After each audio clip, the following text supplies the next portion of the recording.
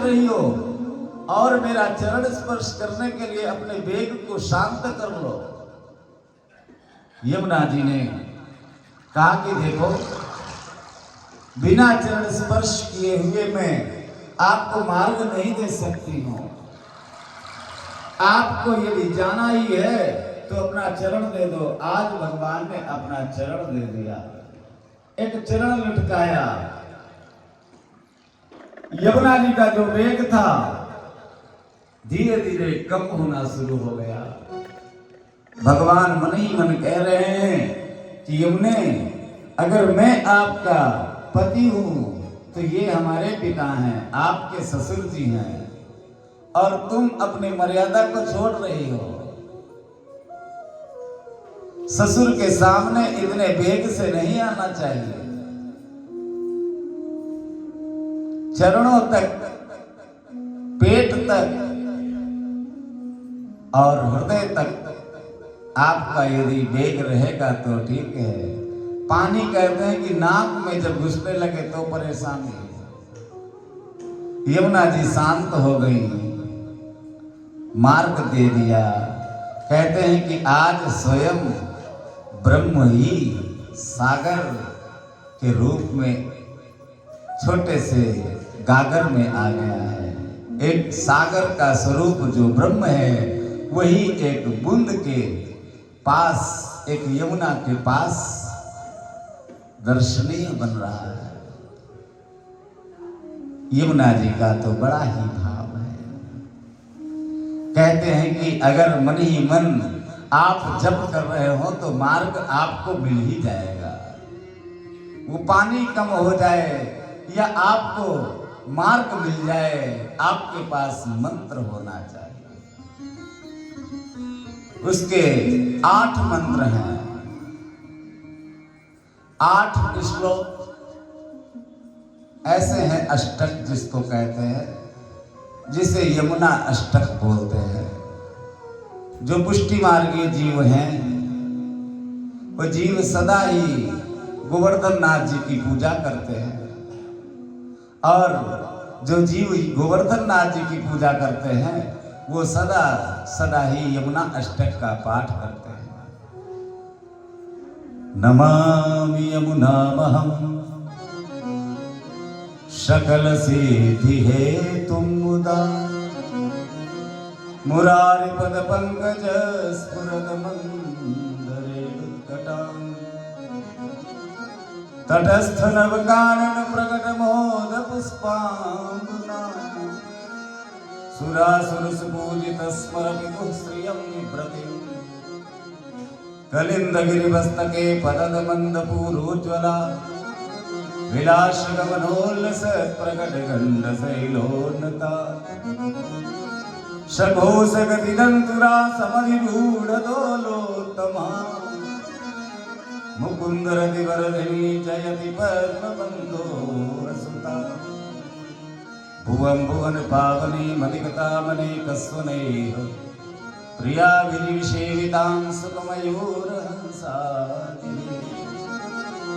तरंग भुज कंकण प्रकट मुक्तिका बालुका नितंब तट सुंदरी नमत कृष्ण तुर्य प्रियां अनंत गुण भूषिते शिव विरंचिते वस्तुते घनागर्णि भेषदा ध्रुपरासराभीष्टदे विशुद्ध मधुरा तटे सकल गोप गोपी व्रते कृपा जलधि संसृते मम मनः सुखं भावयो यया चरण पद्मजा मुररिपो प्रियं भावुका समागमनतो भवत् सकल सिद्धिदा सेविता तया सदृशतामिया कमलजा सुपत्नी वयत् हरिप्रिय कलिंदिया मनसि मे सदा स्थीयतां नमोस्तु यमुने सदा तव चरित्रम् अत्यद्भुतं न जातु यं यातना भवति ते पैपानतः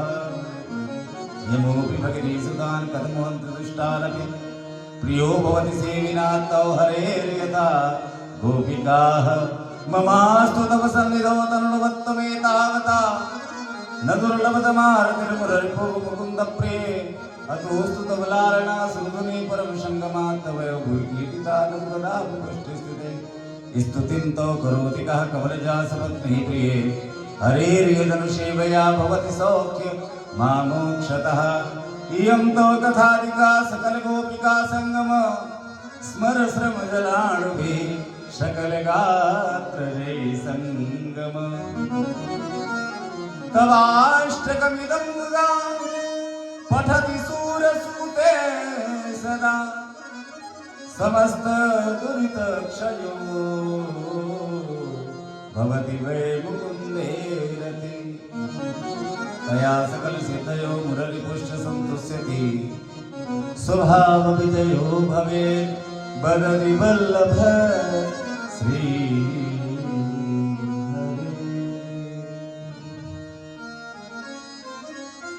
कुछ ऐसी विशेष चीजें हैं जो कुछ आपको सुना देते हैं। कभी मौका मिला तो आप पढ़ लेंगे, नहीं मौका मिला तो सुन लीजिए। बोलो राधे राधे। थोड़ा धीरे से बोल दीजिए।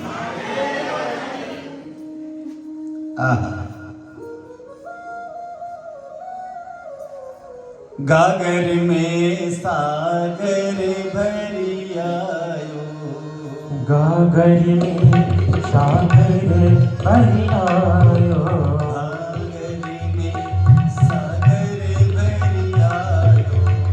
गागर में सागर भरी आयो, ब्रह्म यशोदा के घर आयो, ओ ब्रह्म यशोदा के घर आयो, ब्रह्म यशोदा के घर आयो, ओ ब्रह्म यशोदा के घर आयो, गागर में सागर भरी आयो, ओ गागर में सागर भरी आयो, यमुना भरने लगी उछाले, यमुना भरने लगी उछाले, यमुना भरने लगी उछाले, यमुना भरने लगी उछाले, सागर स्वयं नदी तट आयो, ओ सागर स्वयं नदी तट आयो, सागर स्वयं नदी तट आयो। ओ सागर स्वयं नदी तट आयो। आज भगवान स्वयं ब्रह्म जो है, जो सागर के रूप में है, वो एक गागर में आ गया हो। आप अपने मन में पुकार करिए तो यमुना जी यहीं आ जाएंगे। बोलो राधे राधे। और यमुना जी ने जब मार्ग दे दिया भगवान को लेकर के वसुदेव जी नंदालय में पहुंचे तो वहां पर नंद रानी जी जो हैं वो सोई हुई हैं, और नंद रानी जहां पर सोई हुई है वहां पर एक कन्या जो खेल रही है, और यशोदा को पता ही नहीं कि उन्होंने एक बच्चे को जन्म दे दिया। और भगवान को लेकर के वसुदेव जी पहुंचे और वहां पर देखा तो वहां पर एक कन्या वहां पर अपने दिल के टुकड़े, जिगर के टुकड़े को, हृदय को, अपने प्राण वल्लभ को रख करके और दूसरे को लेकर जाना है, क्योंकि भगवान ने कहा था कि हमें वहां गोकुल में रख देना और वहां से एक कन्या ले आना। और ये कन्या कौन है? ये माया रूपी योग माया कन्या है, और उसको ही कहते हैं कि लेकर के वसुदेव जी वापस चले। वापस जाकर के यमुना को फिर से पार किया, मथुरा में पहुंचे। मथुरा में जब कैद खाने में पहुंचे तो पहरेदार सब जग गए, कैद खाना बंद हो गया, हथकड़ियां बेड़ियां फिर से पड़ गईं। वसुदेव जी विचार करते हैं कि अभी लाला जब हमारे पास था तब सब कुछ था, और जब लाला नहीं है तो हम फिर बंधन में हो गए। इसका तात्पर्य ये भी है कि जब ब्रह्म हमारे पास होगा तो माया कुछ नहीं कर पाएगी। ब्रह्म जब आया तब बंधनों से मुक्ति मिल गई, और जब फिर माया आई तब फिर बंधन में। कंस को पता चला, कंस दौड़ा दौड़ा आया नग्न तलवार लेकर के और उस बच्चे को मारने का प्रयास किया। कहते हैं कि वही कन्या योग माया अष्टभुजी दुर्गा के रूप में जो परिणित हुई है, उस योग माया रूपी कन्या को पकड़ करके पटकने का प्रयास किया। जैसे ही पत्थर पर पटका वैसे ही वो हाथ से छूट करके आकाश में गई, और वही वैष्णवी देवी, वही अष्टभुजा देवी के रूप में परिणित होकर के आकाशवाणी किया, रे मूर्ख कंस, तू मुझे मारने का जो प्रयास कर रहा है ये प्रयास तेरा विफल है। तू मुझे नहीं मार सकता है, बल्कि तेरे मारने के लिए कार्य सिद्ध हो गया है और तुम्हारा काल पैदा हो गया है।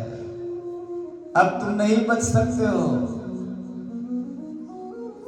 उस कंस को ये आकाशवाणी सुनी, कानों में प्रवेश हुई वो वाणी, अंदर घबरा गया, डर गया, दौड़ करके गया और मंत्रियों के साथ में मंत्रणा करने लगा। ये देहाभिमानी कंस जो है इसको इधर ही मंत्रणा करने दीजिए, अपने लोग चलते हैं गोकुल में। वहां गोकुल में बहुत सी नारियां, बहुत से ग्वाल, बहुत से बूढ़े बूढ़े लोग, जो बूढ़ी बूढ़ी माताएं हैं 80 साल की, वो भी तैयार हो रही हैं। भोर सुबह हुई, भाभी को जब बच्चा होने वाला होता है तो कहते हैं कि नंद आ जाती हैं कि चलो भाभी की कुछ सेवा करेंगे। उधर नंद जी की जो दो बहनें हैं, नंदा और सुनंदा, वो भी आई हुई हैं।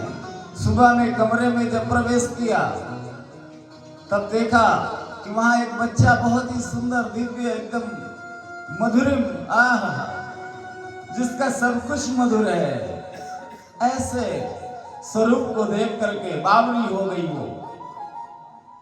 कहते हैं बाबा के पास गई। बाबा उस समय गौशाला में थे। गौशाला में जाकर के सुनंदा ने कहा कि बाबा बाबा, हाँ, अरे बहुत बड़ी खुशखबरी है। अच्छा बता दो बहन, कैसी खुशखबरी है? अरे भैया ऐसे नहीं बताएंगे। तो कैसे बताएगी? पहले तो मुझे कुछ भेंट दीजिए, उपहार दीजिए। जब आप हमें उपहार देंगी तभी हम आपको ये बता सकते हैं। अच्छा उपहार में क्या चाहिए तेरे को? बोले जो तू माला पहने हो भैया, ये माला ही चाहिए। जब से वो माला उतारा और माला बहन को दिया, महाराज ने कहा अब ये बदलाव हो गया। माला इस गले में था, माला उस गले में पहुंच गया। कहते हैं यहां से माला जिसके हाथ में जाता है वो बधाई पात्र होता है। आप हमें माला पहनाते हो, हम आपको माला पहनाते हैं। आप हमें चंदन तिलक लगाते हो और पैसा देते हो, हम आपको तिलक लगाते हैं, लेकिन हम आपको आशीर्वाद देते हैं। हाँ, किसी ब्राह्मण को आप जब तिलक करते हो और उसके बाद दक्षिणा देते हो तो वो तो आशीर्वाद देगा, खूब कल्याण हो, मंगल हो, खूब धन दौलत ऐश्वर्य आपके पास बढ़े, आपके सभी मनोरथ पूर्ण हो। अब वो माला यहाँ से उतरी, वो माला उतर करके दूसरे गले में पहुंच गई। वो माला भी सोच रही है कि ये माला कितनी भाग्यवान है। आज मैं कितनी भाग्यवान हूं कि आज बाबा नंद के गले से निकल करके उपहार बन करके मैं बहन के पास जा रही हूं। वैसे भी बहन को उपहार देना चाहिए। देते हैं आप लोग? हाँ तो ठीक है, एक बार अपने लिए ही बजा लीजिए। जिनको नहीं मिलता हो हमको बता देना, उनके भाइयों की क्लास लगा लेंगे। बोलो राधे राधे। चकाचक होना चाहिए। अब माला मिल गई, समाचार भी मिला नहीं। बाबानंद जो है वो तो अपना मंत्र जाप कर रहे हैं, मंत्र जप रहे हैं।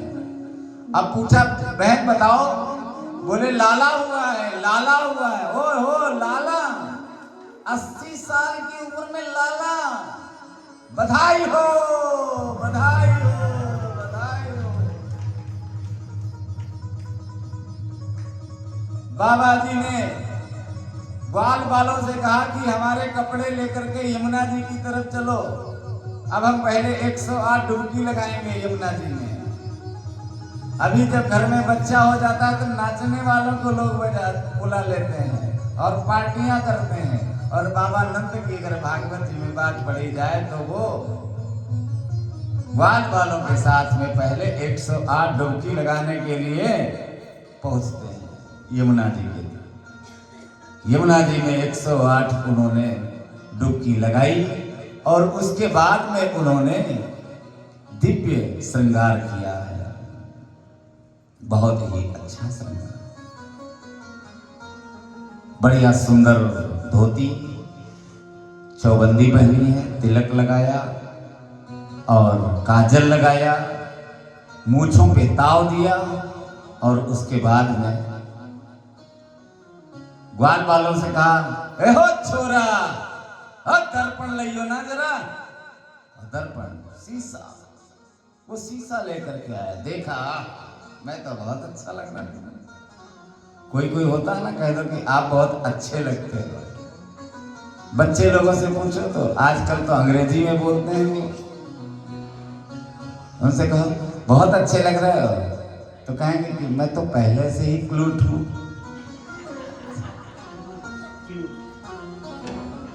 बहुत अच्छे, हम कह रहे थे बहुत अच्छे हो, हम तो पहले से अच्छे हैं।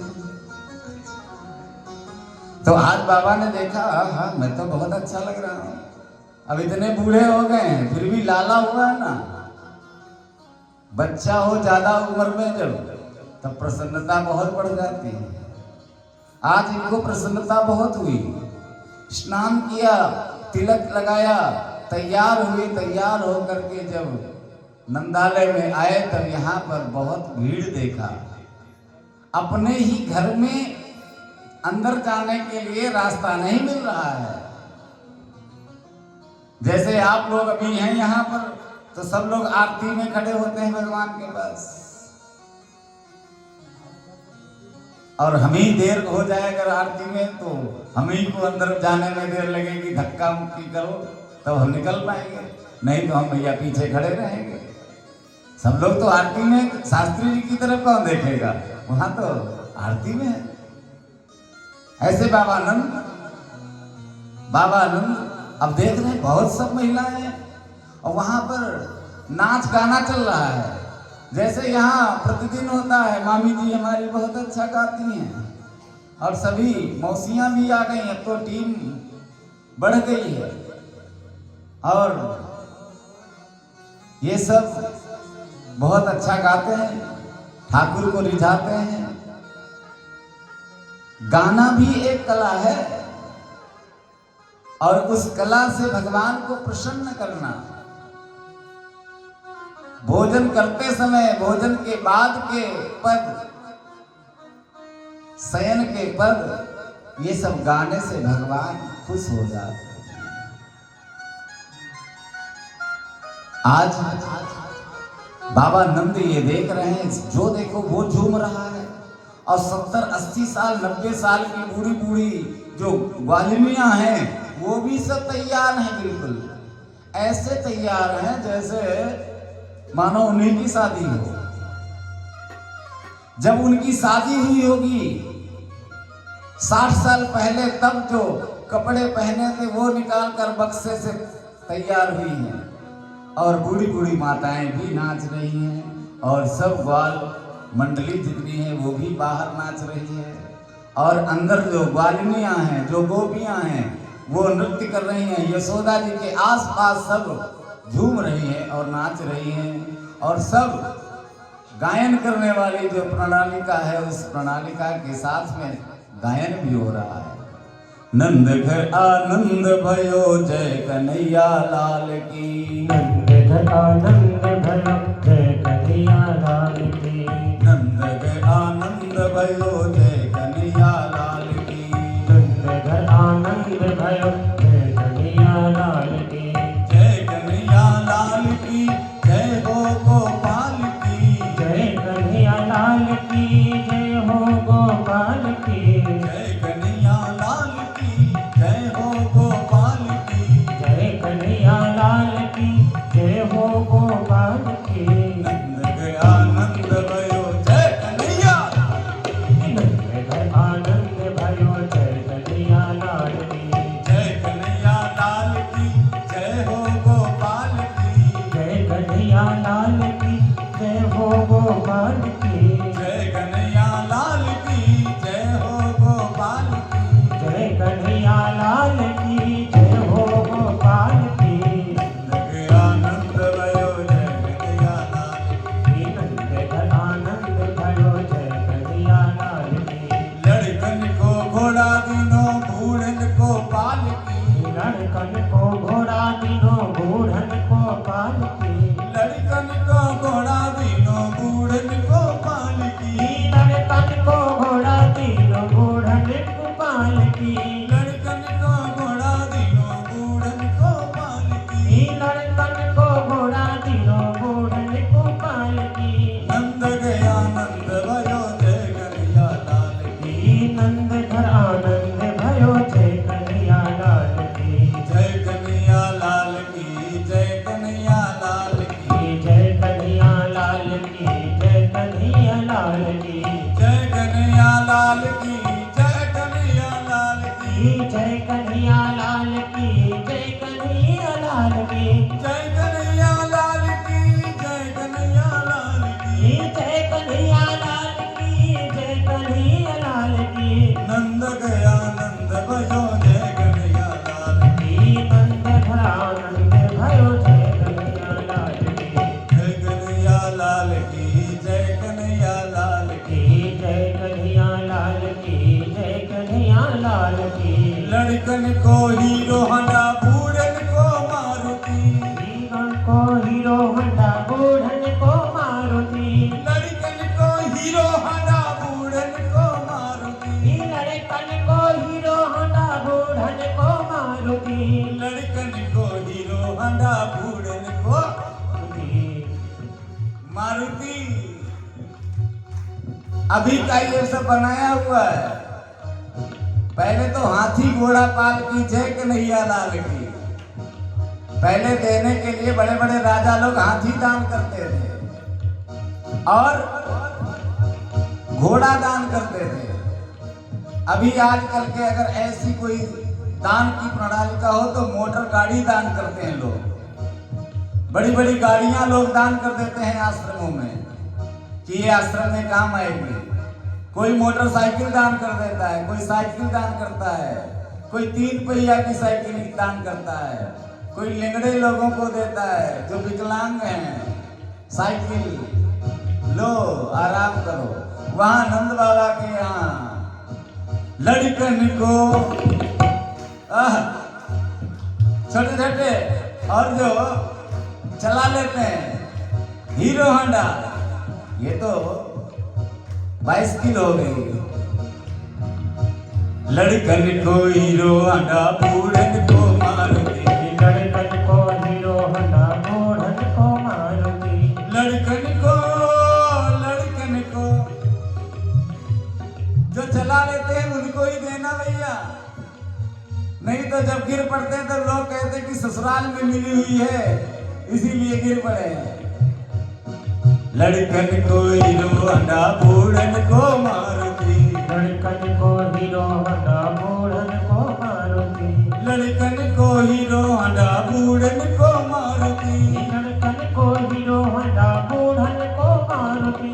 जय कन्हैया लाल की जय कन्हैया लाल की। जय कन्हैया लाल की जय कन्हैया लाल की। जय कन्हैया लाल की जय कन्हैया लाल की। जय कन्हैया लाल की जय कन्हैया लाल की। घर घर आनंद भयो जय कन्हैया लाल की। घर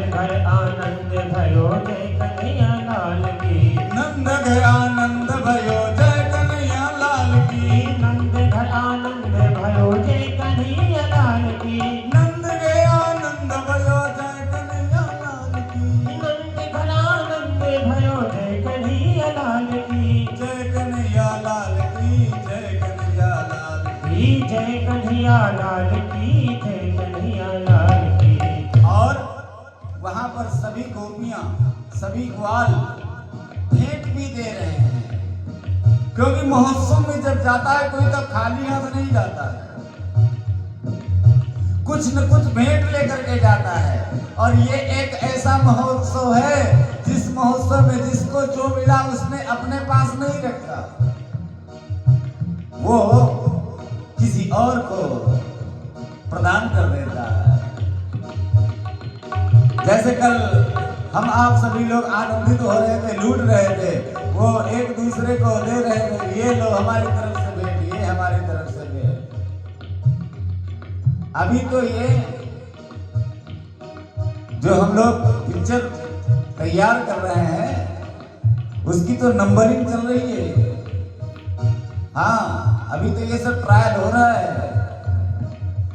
फिर बढ़िया सुंदर पिक्चर बनेगी जो अष्टोत्तर श्रीमद् भागवत पारायण महायज्ञ के रूप में साक्षी आप लोग बनेंगे।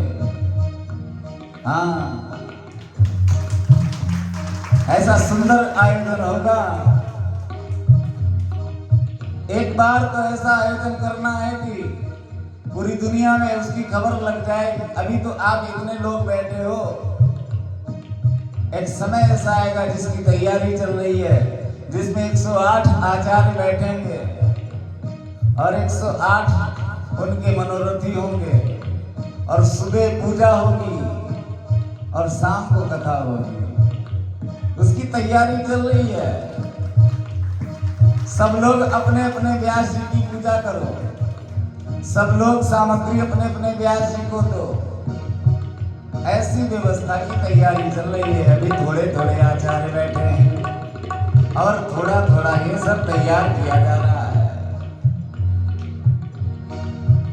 108 ब्राह्मणों को लेकर के वहां पर ऋषि पधार गए, और ऋषि पधारे कहते हैं कि आपके यहाँ जो खुशी हो रही है, जो ये लाला हुआ है ना, उसके लिए हमने जप किया है।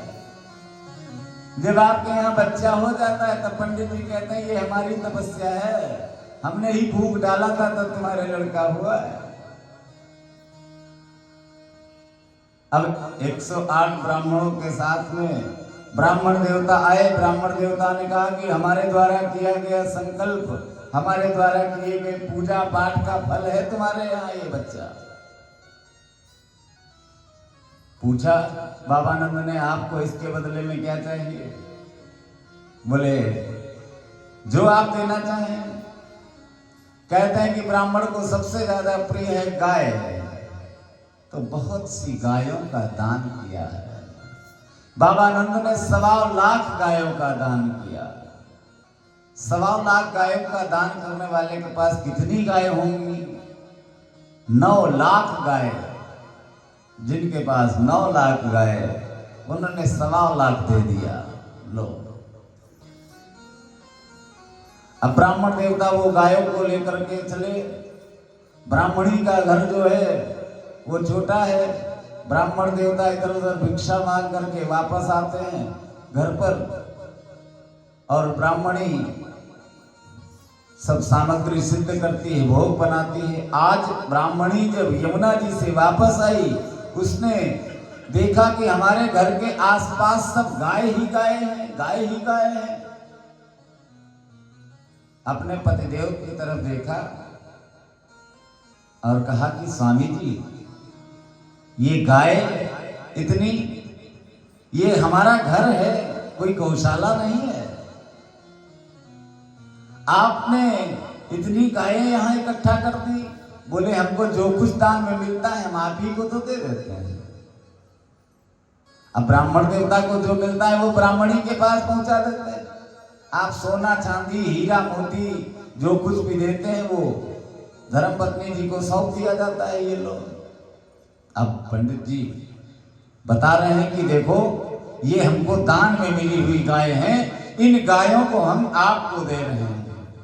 बोले हम इतनी गाय क्या करेंगे, जिनको रखने के लिए भी जगह नहीं है, इतनी गाय आप हमें दे दोगे, लेकिन हम रखेंगे कहां।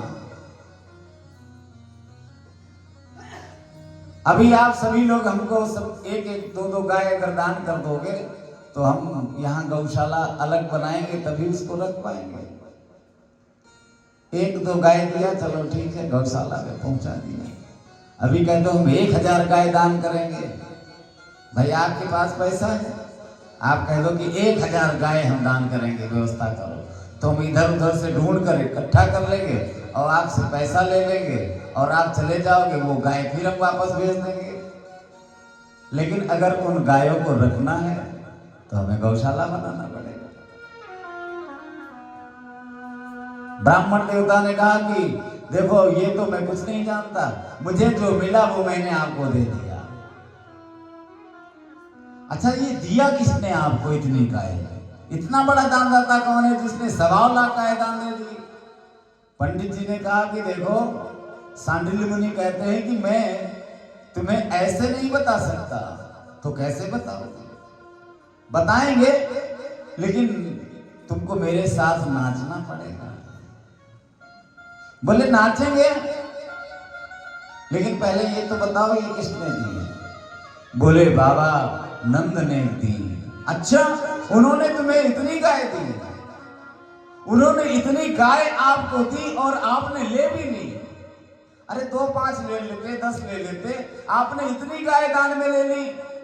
बोले हाँ, इसमें से आधी गाय जो है वो अपने घर रख लेना और आधी गाय अपने मैके में भेज देना। अब वो खुश हो गई, मैके का नाम ले लो तो बड़ी खुश हो जाती है। ये लो अपने भैया को दे देना, फिर क्या। अब वो भी नाचने लगी। नंद घर आनंद भयो जय कन्हैया लाल की, नंद घर आनंद भयो जय कन्हैया लाल की, जय कन्हैया लाल की, जय हो गोपाल की, जय कन्हैया लाल की, जय हो गोपाल की, जय कन्हैया लाल की, जय हो गोपाल की, जय कन्हैया लाल की, जय हो गोपाल की। नंद घर आनंद भयो जय कन्हैया लाल की, नंद घर आनंद भयो जय कन्हैया लाल की, नंद घर आनंद भयो जय कन्हैया लाल की, नंद घर आनंद भयो जय कन्हैया लाल की।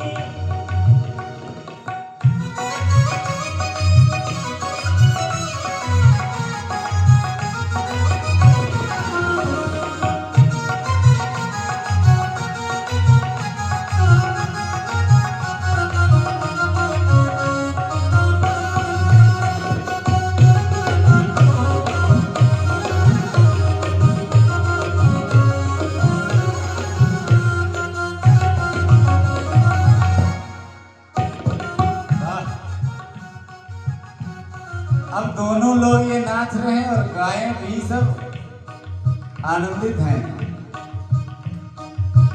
सभी लोग हित और अनहित पहचान जाते हैं। वो चाहे पशु हो, वो चाहे पक्षी हो, वो चाहे जीव हो, हित अनहित पशु पक्षी जाना। ये गाय भी देख रही कि ये जोड़ा बहुत मस्ती में नाच रहा है। जब कोई नाचता है तो अपने आप कोई थिरकन होने लगती है, शरीर में स्फूर्ति आ जाती है, स्पंदन होने लगता है, इसमें ऊर्जा आ जाती है, जो नयापन है, जो उभार है। जय कन्हैया लाल की, जय कन्हैया लाल की, जय कन्हैया लाल की, जय कन्हैया लाल की, जय कन्हैया लाल की, जय कन्हैया लाल की, जय कन्हैया लाल की, जय कन्हैया लाल की। नंद घर आनंद भयो जय कन्हैया लाल की, नंद घर आनंद भयो जय कन्हैया लाल की, नंद घर आनंद भयो जय कन्हैया लाल की। बाबा नंद ने ब्राह्मणों को कहा कि आप स्वस्थ वाचन करिए और जात कर्म संस्कार के लिए ब्राह्मणों ने भगवान को नहलाया है। कहते हैं कि ब्राह्मण और ब्राह्मणी, दास दासियां, सेवक सेविकाएं, ग्वाल ग्वालिनी सब वहां पर उपस्थित हैं। नंद महोत्सव के ये 18 श्लोक हैं, 18 मंत्र हैं। नंदस्त्वात्मन उत्पन्ने जातालादौ महामना आहूय विप्रान वेदज्ञा सुचिरं कृत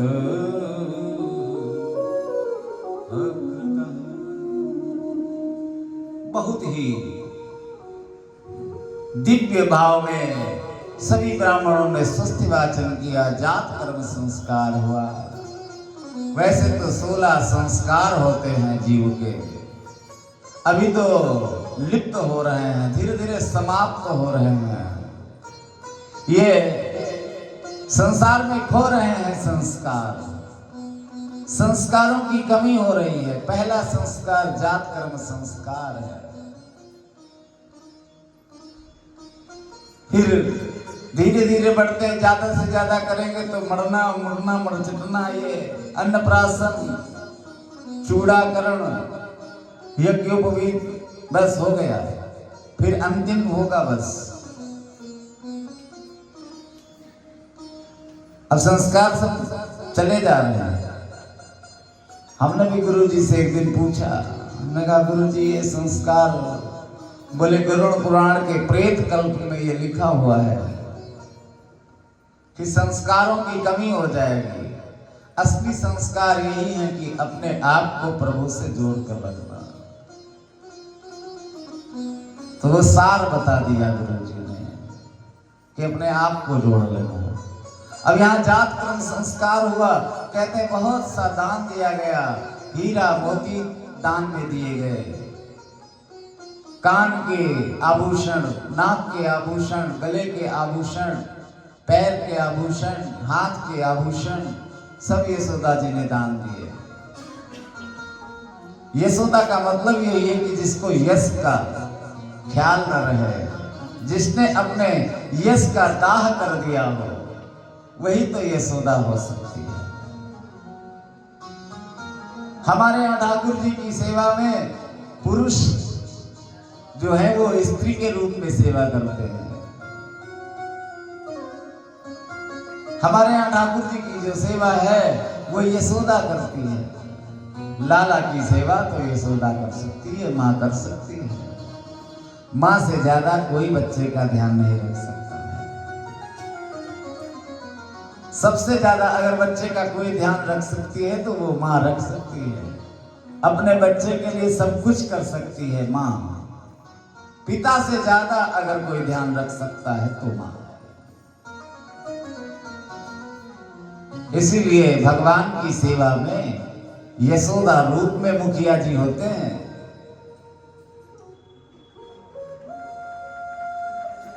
उनको नहलाना, नहला करके उनको उपटन आदि लगाना, फिर नहलाना, कई प्रकार से स्नान कराना, फिर मंगल भोग धरा करके, फिर भोग धरा करके, फिर श्रम भोग धरा करके, फिर श्रृंगार करना। श्रृंगार करने के बाद तब फिर भोग रखना। ये सब माँ ही कर सकती है। छिन छिन में भोग भगवान को। आज यशोदा के साथ में बहुत सी सखियां हैं जो भगवान को स्नान करा रही हैं, भगवान को उपटन लगा रही हैं, भगवान को नहला धुला करके तैयार कर रही हैं और कपड़े पहना रही हैं। जो माताएं भगवान को कपड़े पहनाती हैं वो भगवान के नेत्रों के सामने सदा सर्वदा रहती हैं। कहते हैं कि उनकी रक्षा करने के लिए भगवान स्वयं किसी न किसी रूप में आ जाते हैं। एक छोटा सा वस्त्र का टुकड़ा बांध दिया था द्रौपदी ने, जिसके कारण भगवान बंध गए थे। वस्त्र दान का बड़ा महत्व है। कपड़ा दान करना, किसी को वस्त्र देना, ये बहुत बड़ा महत्व है। आज भगवान को कपड़े पहनाए गए और कहते हैं कि जब बच्चा पैदा होता है तो उसको नए कपड़े नहीं पहनाए जाते हैं, पुराने कपड़े पहनाए जाते हैं, जो पुराने सिले हुए इधर उधर से इकट्ठा किए हुए टुकड़ों के बने हुए ऐसे कपड़ों को भगवान धारण किए हुए हैं और उसके बाद में उनको दुग्ध पान कराया गया। कभी कभी माताएं बच्चों को पलने में जलाती हैं। पलना होता है ना, आपके पास तो है ना, यहाँ कल जलाया था। ऐसे ही एक पलना में भगवान को सुला दिया जाता है। धीरे धीरे धीरे समय बढ़ता चला गया। जो कीच हो गया था, जो सब तरफ दही और हल्दी मिल गई थी। हमारे एक वैष्णव है, भक्त है, वो उत्तरा बहन जी, हमारी भाभी जी, हमारे लिए हल्दी लेकर के आई है। वो भी पिसी हुई घर की, बड़ी सुंदर पीस करके वो हल्दी, वो भगवान के लिए। हमारे यहाँ एक उत्सव होता है जिसमें छाप लगाई जाती है मंदिर में। अब ये हल्दी वही प्रयोग में आएगी। ऐसी वस्तु का दान। हल्दी कितनी महत्वपूर्ण है। आज नंद महोत्सव में जो हल्दी और दही पड़ा हुआ था वो सब धीरे धीरे सूखना शुरू हुआ, क्योंकि इतना कीचड़ हो गया था। सबने एक दूसरे के ऊपर फेंका था वो हल्दी, वो दही, वो दूध, धार बह गई थी नंद भवन में। धीरे धीरे धीरे धीरे सूखती चली गई, सूखती चली गई। बाबा नंद ने भी विचार किया कि अब धीरे धीरे समय व्यतीत हो रहा है। कहते हैं कि रात तो रात बनी रही और ऐसी रात बनी कि निशानाथ जो हैं वो सूर्य नारायण को मौका ही नहीं दे रहे हैं कि निकले। सूर्य नारायण ने कहा कि मुझे भी तो दर्शन करना है, रात तो पूरी हो तब तो दिन होगा, अभी तो रात ही है। इतनी रातें बीत गई, इतनी रातें बीत गई, दिन हुआ ही नहीं। और दिन जब हुआ ही नहीं तो पता ही नहीं चला कि कौन कहाँ है। किसी को चाय की चिंता ही नहीं है, किसी को पकौड़े खाने की इच्छा ही नहीं है, किसी को पोहा खाने की इच्छा ही नहीं है। जलेबी की तरफ किसका मन जाएगा? अभी दिन ही नहीं हुआ है तो जलेबी कौन खाएगा? अभी तो रात है, रात ही रात, रात ही रात। सूर्य नारायण ने कहा कि अब भैया हमें निकलने दो, रात बहुत है, बहुत दिन से रात चल रही है, दिन नहीं हुआ है। और जब तक दिन नहीं होगा तब तक हमें कैसे दर्शन होगा? चंद्र नारायण ने कहा कि आपको याद है जब भगवान राम का प्रादुर्भाव हुआ था तब उस समय दिन ही दिन बना रहा, रात ही नहीं हुई। बराबर आप ही राम जी को देखते रहे, हमको देखने का मौका ही नहीं दिया। अब लो, अब तुम खड़े रहो ऐसे। अब हम आनंद लेंगे। भगवान का ये अवतार चंद्रवंश में हुआ। रात बीती, फिर दिन हुआ, सुप्रभात हुई और उसके बाद में धीरे धीरे समय और बदला। दिन और रात, दिन और रात, ऐसे समय जब बदला, बढ़ता चला गया समय। बाबा नंद ने विचार किया कि अब हमें चलना चाहिए राजा को कर देने के लिए। राजा को कर देने के लिए तैयारी किया, बहुत सी मटकियां तैयार की, बहुत सा दूध, दही, मक्खन, घी, ये सब छकड़ों में रखा। और छकड़ों में रख करके बाबा नंद ग्वाल वालों के साथ में कंस के पास जाते हैं। ये देहाभिमानी कंस, उस कंस ने मंत्रणा की कि हमारे काल के रूप में जन्मा जो बालक है उस बालक को मारना पड़ेगा। लेकिन वो बालक कहाँ है? इसकी मंत्रणा चल रही थी, इसकी चर्चा हो रही थी, सभा लगी हुई थी। उस सभा में पूतना आई। पूतना ने कहा कि मुझे मौका देना चाहिए, मुझे मौका दीजिए, मैं जाऊंगी। कंस ने कहा कि ठीक है तुम जाओ, बोले हमारे पास विद्या है, जिस विद्या के द्वारा मैं अपना रूप बदल सकती हूँ। मेरे पास खेचरी नाम की विद्या है, एक खेचरी विद्या है, जिस खेचरी विद्या के द्वारा अपने रूप को बदला जा सकता है। और उस रूप को बदल करके ये वहां से चलती है, रूप को बदला। जो राक्षसी है वो सुंदर बन गई, स्वरूपवती बन गई। और ये आगे बढ़ी तो कहते हैं वल्लभाचार्य जी कि 16,000 बालकों को इसने मारा। 16,000 बालकों को मारते हुए ये गोकुल के पास जब पहुंची, तब वहां पर नंदालय के लिए इसने रास्ता पकड़ा और उसी रास्ते पे जा रही है। कुछ सखी, कुछ सहेलियां वहां मिली। कुछ सहेलियों ने पूछा कि आप कौन हैं, आप कहां से आई हैं? कहते हैं कि उस समय इसका रूप इतना था अच्छा, लावण्य के साथ में, कि वो कहती कुछ नहीं है, बोलती कुछ नहीं है, जा रही है बस। लोग उसे ही देख रहे हैं जो ज्यादा श्रृंगार करते हैं, जो ज्यादा सजते हैं, जो अपने को अलग हटकर कुछ प्रस्तुत करना चाहते हैं, वो अलग हो जाते हैं। उनको लोग देखते हैं, ओ ये कैसा श्रृंगार, ये कैसा श्रृंगार। ऐसे खेचरी विद्या के द्वारा उसने अपने रूप को ऐसा बनाया सुंदर। और वो नंदालय में गई। नंदालय में एक पलना में भगवान लेटे हुए।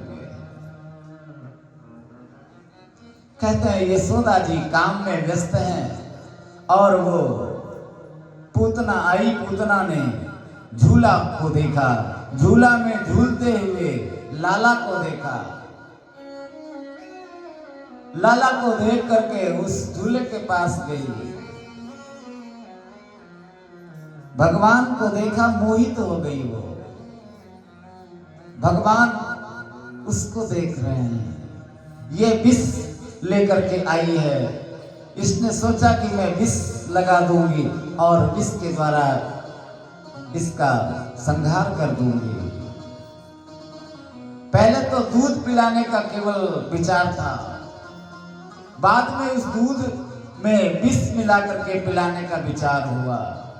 ये राजा बलि की जो बहन है, एक राजा बलि जिनकी कथा वामन भगवान की हमें आपने सुनी है, उनकी जो बहन है, जो रत्नमाला है, ऐसे सुंदर रूप को देखा तो उस समय कहा कि ऐसा मेरा पुत्र होता तो बहुत अच्छा होता।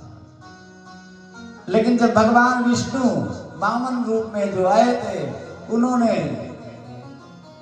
भूमि का दान लेकर के सारा सब कुछ जो कुछ था वो सब नाप लिया। उसने सोचा हमारा सब कुछ नष्ट कर दिया, ऐसे को पुत्र नहीं, ऐसे को तो मार देना चाहिए। वही ये रत्नमाला आज पूतना बन करके आई है और उसने अपने स्तनों में दुग्ध पिलाने के लिए जो विष का स्पर्श कराया है, उसके द्वारा भगवान को मार देना चाहती है। लेकिन भगवान को देख करके ये मोहित हो गई फिर से। बोले आज तो फिर मिल गए हो और वो भी अकेले मिले हो। रूप भले ही उसका बदल गया, लेकिन भावना उसकी पिछले जन्म की ही है। आज भगवान को गोद में उसने उठाया और कहते हैं कि पूतना ने जैसे ही स्पर्श किया भगवान को, उसकी जो खेचरी विद्या थी वो सब समाप्त हो गई। हम जैसे हैं वैसे ही अगर भगवान के पास जाते हैं तो भगवान पहचान जाते हैं, और हम आडंबर करते हैं, नकली बातें करते हैं तो भगवान जान जाते हैं। भगवान तो नकली और असली दोनों को पहचानते हैं। भगवान से कुछ नहीं छिप सकता है। भगवान ने कहा कि तुम चिंता मत करो। भगवान ने अपने नेत्र जो हैं खोल दिए। जो नेत्र उसके बंद थे वो नेत्र खुले। भगवान ने नेत्र को इसलिए बंद कर लिया कि भगवान महादेव जी का ध्यान कर रहे हैं। और भगवान ध्यान दे करके महादेव जी को पहले ही पुकार चुके हैं, कह चुके हैं कि आप आ जाइए, क्योंकि मैं यहाँ आया हूँ माखन मिश्री खाने के लिए और मेरा वेलकम हो रहा है यहाँ पॉइजन से। ये मेरा स्वागत जहर से करना चाहती है, ये जहर मेरे ऊपर उगल रही है, मेरे ऊपर जहर का जबकि कोई प्रभाव नहीं होगा, वो जहर जो है वो तो महादेव जी ले लेंगे, उस जहर को अमृत बना देंगे। ऐसी शक्ति होनी चाहिए धारण करने की। महादेव जी वहां पर उपस्थित हुए, कहते हैं कि मन ही मन आकर के भगवान ने उस विष को समाप्त कर दिया।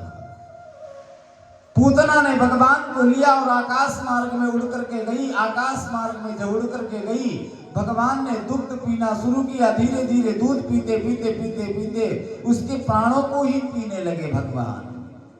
अब पूतना कहती है कि छोड़ो छोड़ो छोड़ो, मेरे प्राण निकल रहे हैं, मेरे प्राण निकल रहे हैं। भगवान ने सोचा कि ये जो विष है ये अपवित्र है, विष अपवित्र है, कभी भी आत्महत्या नहीं करना। जिंदगी में चाहे जितनी तकलीफ आ जाए, चाहे जितनी तकलीफ आ जाए, लेकिन आत्महत्या नहीं करना। जहर खा करके मर जाना सबसे बड़ी गलती है। फांसी लगा करके मर जाना ये बहुत बड़ी गलती है। भगवान मन ही मन कहते हैं महादेव जी को कि आइए आप इसको ग्रहण कर लीजिए। महादेव जी आए और उस विष को समाप्त कर दिया। और भगवान जब दूध पी रहे हैं तो दूध के साथ में प्राणों को पी रहे हैं। भगवान ने कहा कि ये विष जो अपवित्र है, मैं अपवित्र वस्तु को नहीं ग्रहण करता। वो चाहे आपका शरीर हो, वो चाहे आपका मन हो, वो चाहे आपकी वस्तु हो, अपवित्र यदि है तो उसे भगवान स्वीकार नहीं करेंगे। पवित्रता होनी चाहिए। भगवान ने विचार किया कि इसका जो विष है, ये विष तो अपवित्र है, अपवित्र वस्तु को हम ग्रहण नहीं कर सकते हैं।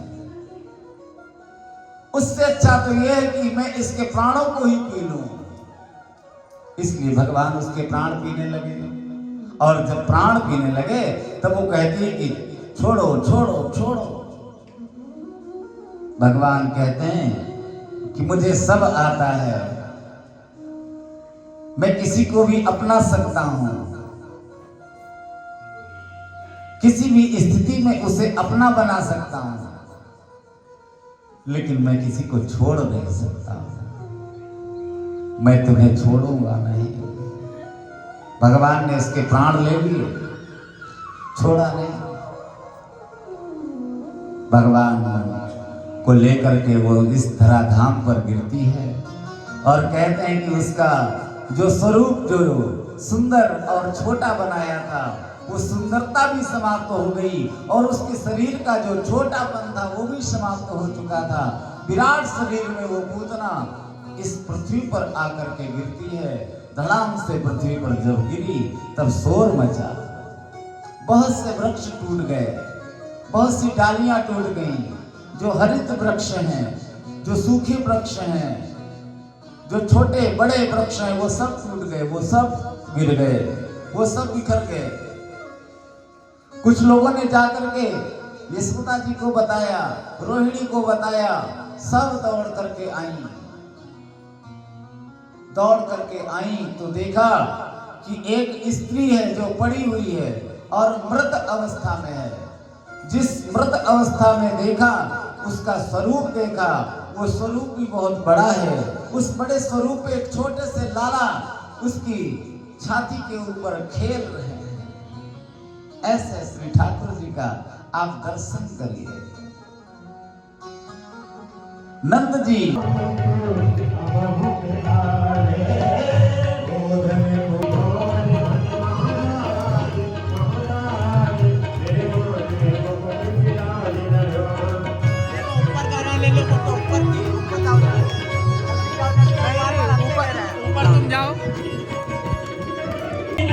और भ्रकुटी और भ्रकुटी और और प्रकृति बनी विशाल, हाँ विशाल, फिर आगे मुकुट विराज रहो श्री गोवर्धन महाराज, महाराज, फिर आगे मुकुट विराज रहो।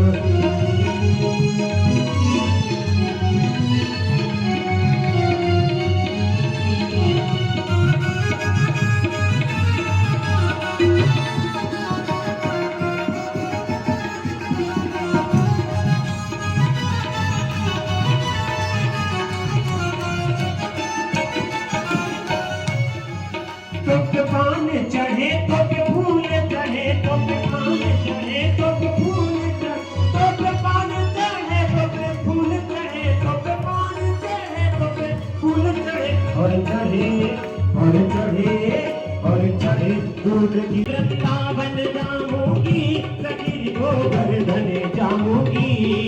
मेरी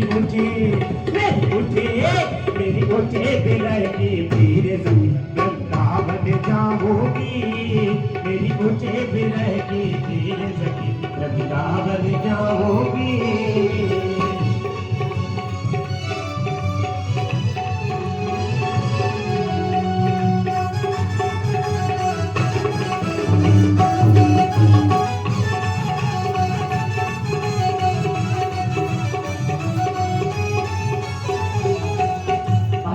भक्तों को वास्तव में वृंदावन जाना, मस्ती में झूमते हुए, कुछ माताएं बहनें झूम रही, भगवान के दरबार में झूमा जाता। जो यहाँ चक्कर लगा लेंगे उनको और कहीं चक्कर नहीं लगाने पड़ेंगे। तो सभी भक्त भाव से हाथ उठाकर बोलो, कहे वृंदावन जाऊंगी, सखी गोवर्धन जाऊंगी, वृंदावन जाऊंगी, सखी गोवर्धन जाऊंगी।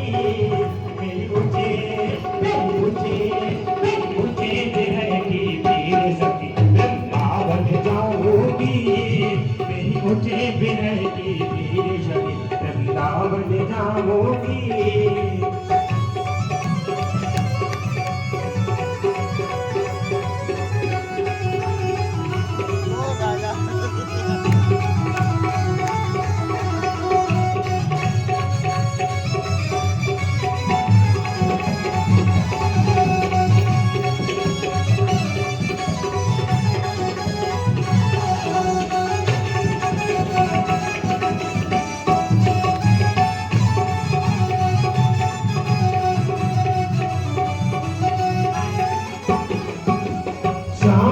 शामी सूरत पे दीवानी हो गई, शाम शामी सूरत पे दीवानी हो गई, दीवानी हो गई, मैं मस्तानी हो गई।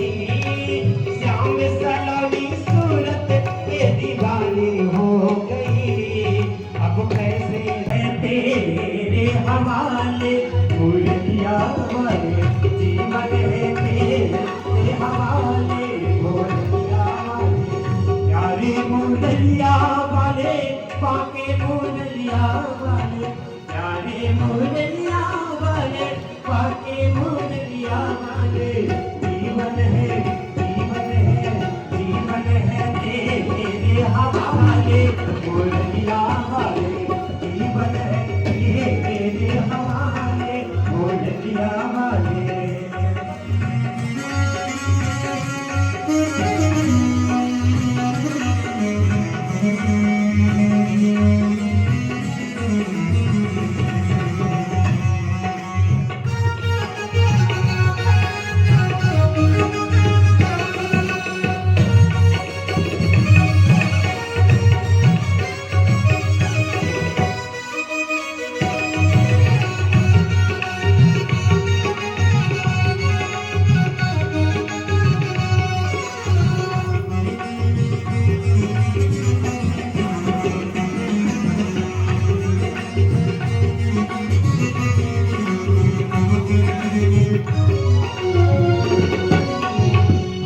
कठपुतली तेरे हाथ में की, हमें कठपुतली श्याम हमें कठपुतली हमें कठपुतली हो, हमें कठपुतली श्याम हमें कठपुतली, हमें कठपुतली